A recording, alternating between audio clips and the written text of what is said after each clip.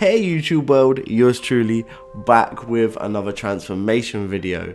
What is going on? It is Kieron the Barber. How you all doing? I hope you're all well. Yeah, so this is a transformation video on Robbie, bless him. He hasn't been in for a haircut since early December. So as soon as I see him in the chair, I was like, Robbie, we gotta film this, man. Your hair looks good usually. What's going on? So we start off the transformation. I pick up my number 2 and I remove that bulk. There is a ton of bulk there. He actually insults me. He leaves his hair so long. Bless him.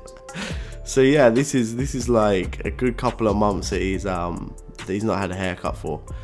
So what he usually has is a half kind of mid fade going into a textured top.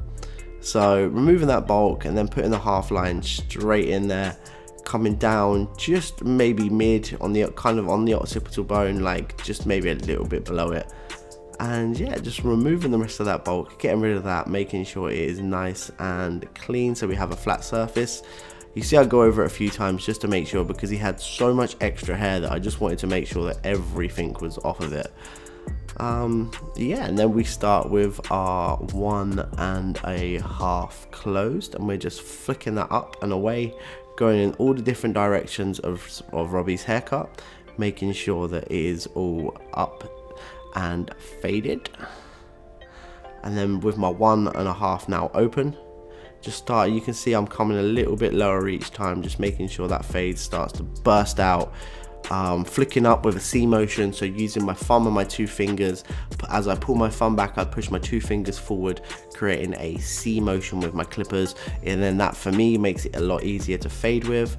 You can grab your clippers and try that at home, or in the barber shop if you're quite new to this. Thumb on the top of your clippers, 2 fingers underneath, and then just rotate that back and forward. The challenge is to not move your wrist.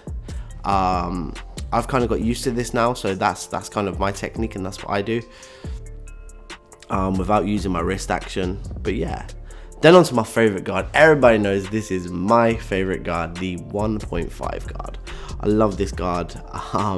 So yeah, flicking up with that 1.5 guard, and 1.5 open, and then going down to 1.5 closed.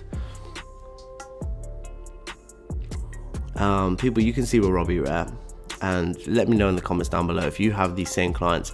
Let me, before I state this, yeah, because if Robbie's watching, Robbie, I do love you, but everybody has these clients, yeah, and I call them jibber jabbers, right? And jibber jabber in the UK was an old school toy, yeah, where it used to be just like a head on a stick, and you used to wibble it and you used to make this funny like jibber jabber noise.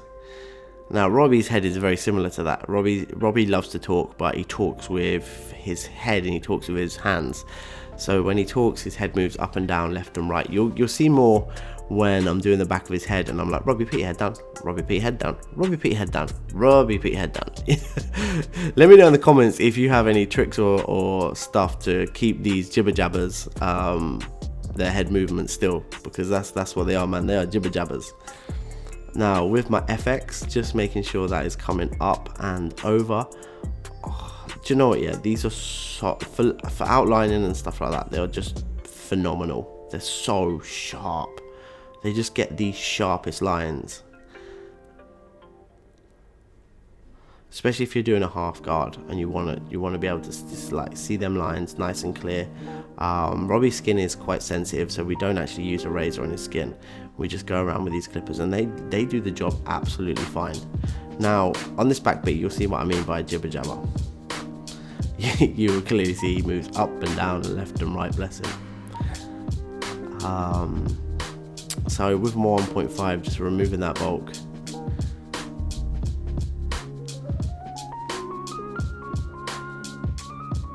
And then going in with my half guard. I should have slapped it with that talc or something. I don't actually do that in this video. Just making sure, as you can see, what I'm tend to doing is and I never usually do it, but I'll put my hand on his head to keep his head nice and still, because what I don't want to do is I don't want to take the 1.5 and then all of a sudden he moves his head back to look up and to try and talk to someone, and he's then left with no crown, which is not good for me, it's not good for you, it's not good for anyone. the video is then useless. He goes back home with a bad haircut.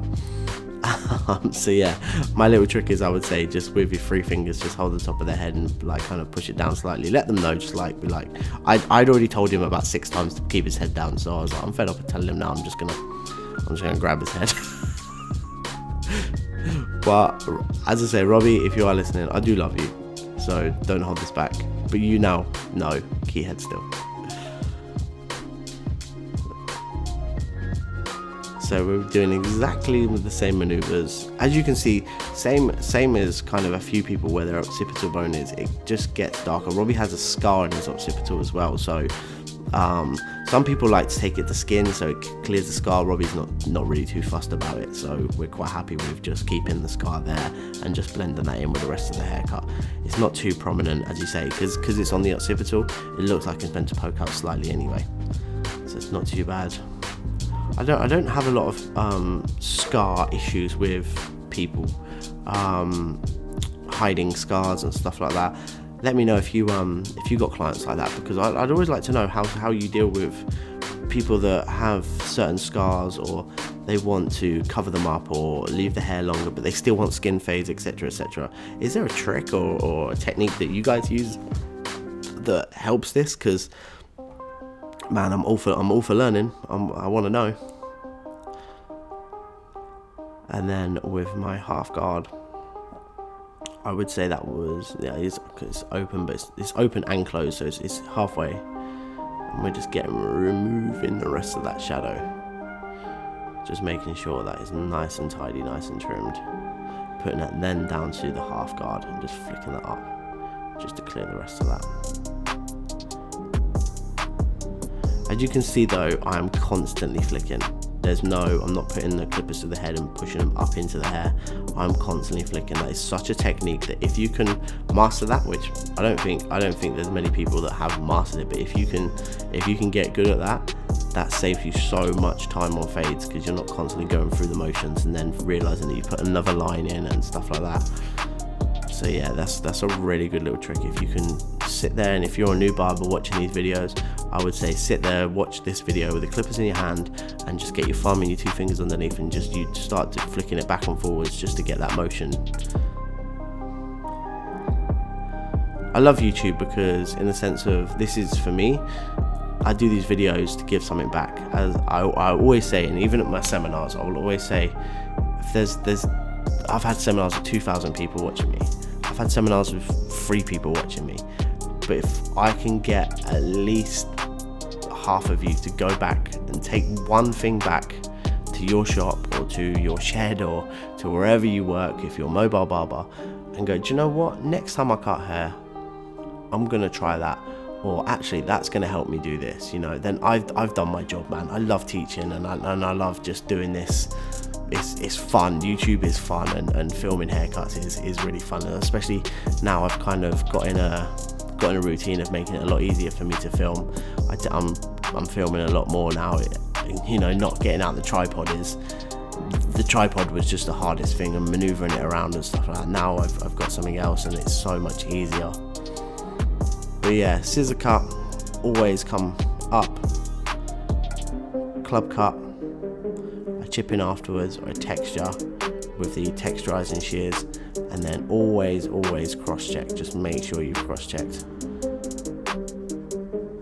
And there we go, there's me cross checking, just to make sure that it's all nice and straight, because what you don't want to be left is, you don't want to be left in with lines in your hair.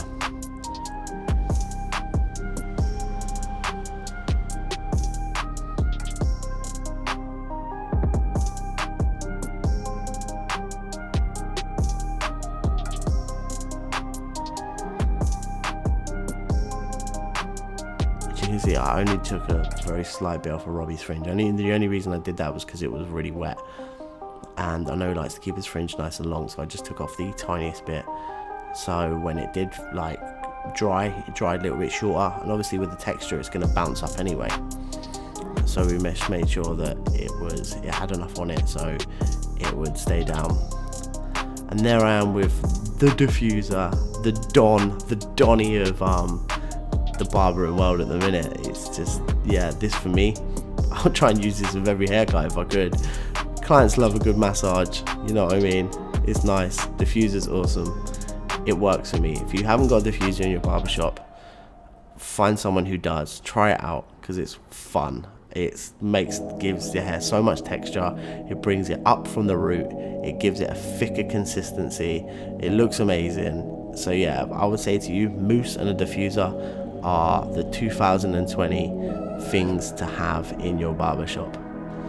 Powder, but powder's been around for the last 5 or 6 years. So if you ain't got powder in your barbershop by now, what are you doing? If anyone in the UK wants to know where I got my powder from, I'll be honest with you. We try a lot of different powders. We've had Duke and Hyde, we've had Slick Gorilla, and when we run out. So if you guys are just watching this, and everybody knows it's the Schwarzkopf got to be. You can get that in Tesco's or Asda, Wilkinson's, Sainsbury's, anywhere. I'm sure they sell it in the US because I've been over to the US. So try Walmart, Target, etc., etc. I'm sure they'll have the got to be hair powder in there. And that, guys, is a transformation. That is the finished look. I really hope you like it. I really hope you enjoyed this video. Please subscribe for more videos because I'm going to be releasing them a lot more. Give this video a thumbs up. Can we get to 200 thumbs up and likes? That'd be awesome. Guys, blessed, and I shall see you in the next video. Peace.